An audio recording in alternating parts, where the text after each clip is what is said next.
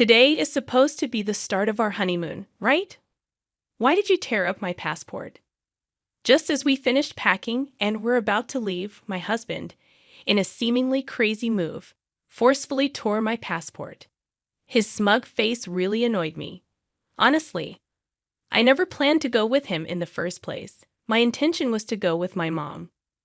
I sensed some tension before we got married, but I had no idea the complicated relationship between my husband and my mother-in-law was this deep. I've never heard of anyone's mother-in-law taking over their honeymoon, at least not in my circle. This unbelievable situation shocked and angered me. But most importantly, I felt really uncomfortable. I started questioning if I made a huge mistake choosing him as my partner. As he brought out scissors and began shredding the passport, I looked at my mother-in-law grinning from ear to ear and thought I needed to get away from here as fast as possible. Unexpectedly, I had the perfect evidence to expose these two. My name is Sarah. I'm 29 years old and have been working for 7 years. Recently, I got the proposal I'd always dreamed of from my boyfriend of 4 years. And now I'm in the middle of planning our wedding and honeymoon. I met my husband after I started working. I've always been the low-key type.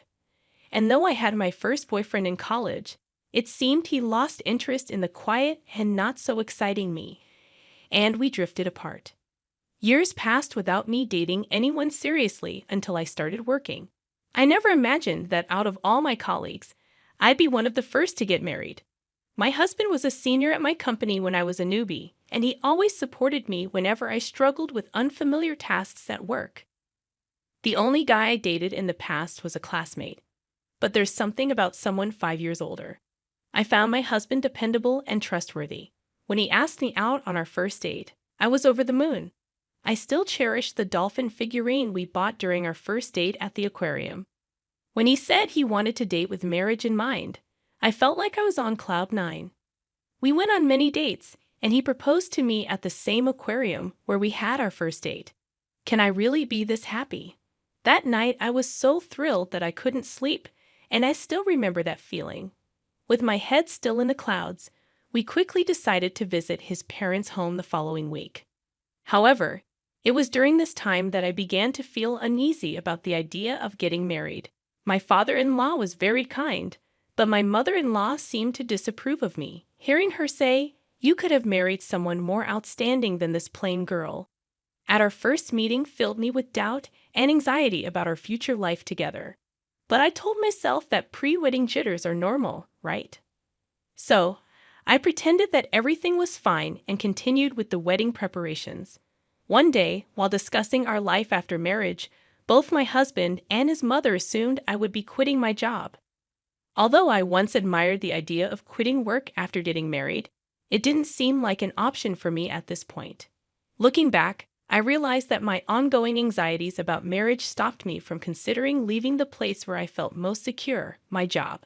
Despite dodging persistent suggestions from my mother-in-law to quit, I decided to continue working at the same company alongside my husband. During our wedding preparations, we disagreed on the timing of our official marriage registration. He wanted to formalize things sooner, and in the end, we decided to respect his wishes and registered shortly after. The procedure felt mundane, but realizing that we were now officially married brought me immense happiness. We initially discussed having a small, intimate wedding, but it seems my husband mentioned this to his mother, and she called the next day. "You know, Edward's wedding, and you're talking about having a small, intimate ceremony. Please don't just say whatever you want. The wedding needs to be grand. I'll make sure it's fitting for Edward. By the way, please keep your guest list minimal, just your parents and close friends. Your friends are probably just as dull, right? They'd make the wedding feel so gloomy and ruin everything." I found myself bombarded with opinions about the venue and the guest list. It was infuriating that she felt she had the right to dictate so much. Despite having a lot to say, I convinced myself that maybe this is just how weddings go and decided to invite only my parents and close friends, as my mother-in-law wanted. However, my mother-in-law's interference didn't stop at the guest list. She had opinions about the program, entertainment, decorations, and food. Following her suggestions would push us way over budget. Initially, Edward's family had agreed to cover half of the wedding costs, but somehow that changed, and now it was, weddings are for the bride, leaving us significantly over budget. I had to cover all the additional expenses she wanted, so the wedding turned into a lavish affair, quite the opposite of the simple ceremony I had envisioned. I tried to make some cost-saving changes without her knowledge, but she scolded me, claiming, "It looks cheap because you didn't do as I told you." I thought I would finally get some distance from her after the wedding, but my husband did something unimaginable. Despite my frustration with her interference in the wedding, and despite my desire to keep my distance from her, my husband insisted we live with her. Our new place, for which we had already signed a lease, was canceled without my knowledge. All my belongings intended for that place were redirected to my husband's family home. I was speechless, shocked by how everything had been decided without consulting me. I had handled all the wedding planning, and even when I warned Edward that meeting all of her requests would exceed our budget, he ignored me. The anxiety I had before the ceremony only intensified after our wedding. We had planned an overseas honeymoon to a dream destination I always wanted to visit. The idea of going there for our honeymoon felt surreal. However, my growing unease with Edward, who was acting suspicious, and the prospect of living with my mother-in-law upon our return dampened my spirits. Despite our wedding preparations, Edward wasn't cooperative about the honeymoon planning. Strangely, he took charge of booking the flights and hotels. I assumed he had chosen a romantic hotel for our honeymoon stay, and was excited as usual. Even though I had to cover all the expenses, the pre-wedding excitement made me grateful that Edward was contributing, even if just a little. Little did I know that this was a foreshadowing of a shocking event. The wedding ended, and amidst the chaos, our honeymoon day arrived. Despite lingering feelings about the wedding and the upcoming cohabitation, I was determined to shift gears and enjoy the trip with the man I loved. As I woke up in the middle of the night to get ready for our flight, Edward dropped a bombshell. With an air of casualness, he said, "Sarah, I'm going to go with my mom," just as I was double-checking our luggage. I was shocked and couldn't grasp what he had just said. "What are you talking about? It's our honeymoon, not just any trip. Why would your mother be joining us? Plus, we've only paid for 2 flight tickets and a hotel." Visibly shaken, I tried to make sense of his reasoning when Edward hit me with another surprise. "I never mentioned going on this trip with you, did I? Don't be ridiculous. I'm going with my mom. A trip with her takes precedence over a honeymoon. It's a gratitude trip for all she's done for me. You stay here and prepare the house by cleaning every nook and cranny." With that, Edward forcibly tore apart my passport that I had entrusted to him. I was in disbelief, unable to say a word, just witnessing my passport being destroyed. At that moment, my fully made-up mother-in-law barged into our room without knocking. "Edward, are you ready?" Seeing her, Edward's face lit up. "Yeah, we're good. Finally, we can go on this trip without any interruptions." They both shared a gleeful laugh, leaving me utterly repulsed. I realized I was about to marry an absolute nightmare. While I had been contemplating how to get along with my mother-in-law in our upcoming married life, this exceeded my wildest thoughts. I understand now the kind of people you two are. I couldn't help but speak out, but my words seemed like nothing more than sour grapes to them as they laughed heartily and left together. I had been happy that Edward was helping a bit with our honeymoon, but it turned out he was preparing to go with his mother. He had taken charge of the flight and hotel bookings willingly because he was booking everything under his mother's name from the start, and he dumped all the costs on me. The betrayal from my husband was a heavy blow, but my anger overshadowed the sadness. The dreamy, intimate wedding I had always envisioned and the honeymoon, meant to be the best memory with the one I loved, were both once-in-a-lifetime events now ruined by my mother-in-law and my husband. Overwhelmed by my situation, I couldn't believe this was happening. Initially, I couldn't accept it, but soon after, I decided I needed to act fast and get a divorce. Interestingly, I had something that would be useful for the divorce. Initially, I started recording with the intent of preserving memories of the most significant events of my life, my wedding, and honeymoon. Since the wedding preparations, I had been recording audio, capturing various moments. What started as a pure desire to cherish our wedding memories gradually turned into documenting my mother-in-law's malicious actions and harassment.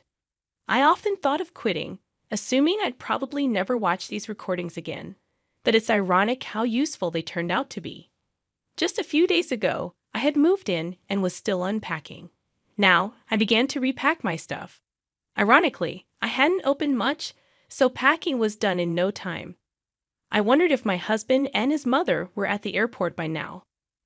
The very thought filled me with indescribable anger, so I tried not to dwell on it.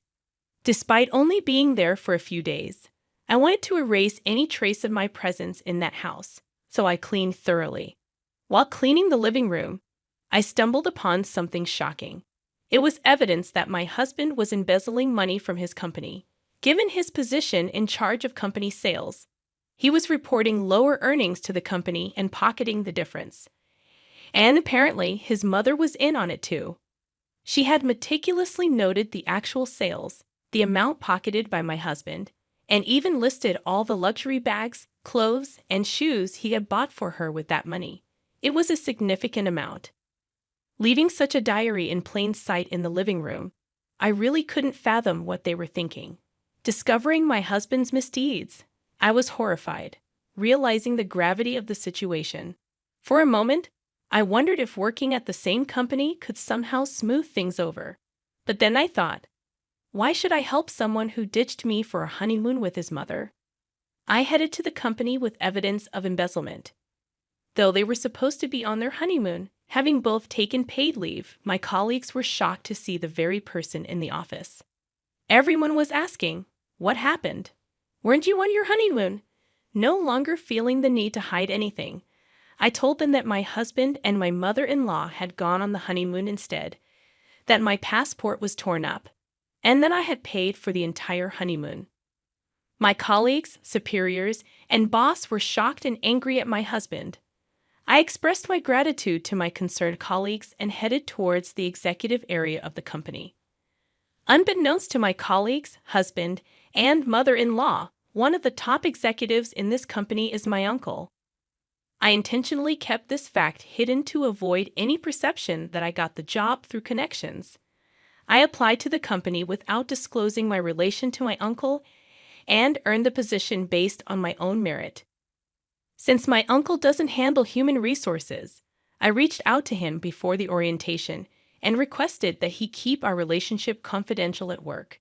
Despite his surprise, he praised my efforts and assured me that our interactions would be like any other executive and employee. My uncle, who doesn't have children of his own, has treated me with affection since I was a child. Until elementary school, my sisters and I went on several trips with just my uncle. During my childhood, I would sneakily ask my uncle to buy things for me, leading to scoldings from my parents. That's how much he adored me. Since joining the company, our work areas have been entirely separate, and after briefly exchanging smiles during the orientation, we haven't met. I knocked on my uncle's office, explained the situation to his secretary, and was granted entry. My uncle greeted me with a beaming smile, but quickly turned somber. "Why are you here? Weren't you supposed to be on your honeymoon?" Seeing my dear uncle's familiar, kind face, I was overwhelmed with emotion and burst into tears. Through my sobs, I recounted everything that had happened, and he became visibly enraged. It was a side of him I had never seen before. Of course, I shared the details of my husband's embezzlement and handed over the evidence. My uncle pledged to convene a board meeting immediately to address my husband's actions. Then he asked, "What are you going to do today?" "Head back home."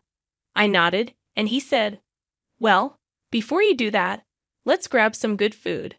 I'll drop you off at home afterward." Despite the incredible betrayal of having my honeymoon taken over by my mother-in-law, I felt genuinely grateful, knowing there were still warm-hearted people in my life who cared for me. A week later, when my husband and his mother returned from what was supposed to be our honeymoon, I received an immediate call. My husband was furious that I hadn't picked them up from the airport and hadn't cleaned the house as instructed. he ranted about my whereabouts. I already had a top-notch divorce lawyer recommended by my uncle and parents, and the process was in motion. Without giving my husband a chance to speak, I said, "You too sure are loud and annoying.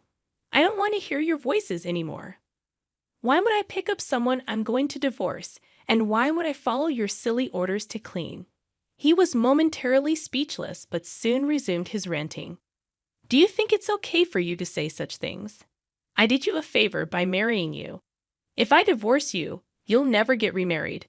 My mom's furious too. If you come back now and prepare our meals, I might forgive you. We're tired of foreign food. Make some tasty traditional meals." He had never spoken to me like that before our supposed honeymoon.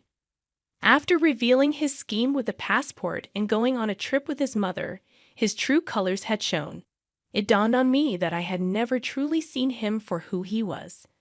I have been reflecting on this realization over the past few days. I've consulted a lawyer regarding our divorce. Could you please discuss related matters with them? A lawyer? What are you talking about? I'm not getting a divorce. I could hear his mother in the background shouting for him to hand her the phone, calling me names. Well, do what you please. By the way, I informed the company about your embezzlement. I think they'll be calling you in soon. Maybe you should get a lawyer too. Bye. I could sense his panic on the other end, but it wasn't my problem anymore. He kept calling, so I just blocked his number. My uncle was aware of our honeymoon dates, so right after our call, the company summoned my husband using the evidence I provided. They verified the information and confirmed the discrepancies in the payments.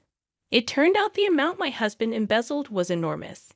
In front of the company's executives, my husband desperately tried to defend himself. He fabricated a story claiming I was the real embezzler, and he had tried to stop me. At that point, my uncle couldn't hold back and shouted, "My niece would never do such a thing. We've confirmed that you and your mother committed the embezzlement. You're lucky we haven't involved the police yet." Realizing the jig was up and that I was related to senior management, my husband looked as if he had lost his soul. That day, I went to the company to return the wedding gifts to my colleagues since our marriage had ended so soon after the wedding. Everyone refused, saying they had given them as a token of their blessings.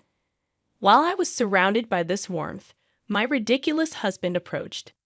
"Why didn't you tell me you were related to the top brass?" "I'm sorry, really. Can we start over?" "Can you ask your uncle to keep me in the company and make the embezzlement go away?" Disgusted, I replied. "Do you even understand what you're saying? Are you okay in the head? Divorce is the only option now. Reflect on your actions and face the consequences." Having said that, I pushed him away, but he must not have had anywhere else to turn. He clung on desperately. Watching this, my colleagues called security, who dragged him away. He was fired immediately. Regarding the embezzlement, it seems the company is seeking damages from my husband. After finding out about the whole situation, my mother-in-law repeatedly tried to contact my family. However, once she consulted my sensible father-in-law, the calls stopped. I had always wondered why my sensible father-in-law had even allowed our honeymoon in the first place. But when he later came to apologize, admitting his mistake, I understood. After hearing his side, he had believed my mother-in-law was going on a domestic trip with her friends. He was looking forward to a week without my nagging mother-in-law, who was always badgering him about shopping and wanting to dine out, thinking it would be like a little slice of heaven. Then I came home. After hearing about the ridiculous actions of those two, my father-in-law agreed I should return to my parents' home and even helped me pack. At the time, our emotions were high, and without discussing much else, I just went back to my family home. Knowing how genuine, kind, and rational my father-in-law is, I'm sure he would have stopped all this if he had known. He was the only reasonable person I could trust in that house. Although I was the victim, the thought that my honeymoon had been hijacked by my mother-in-law was incredibly embarrassing. I contemplated resigning from my job, and my parents suggested taking a break from work for a while.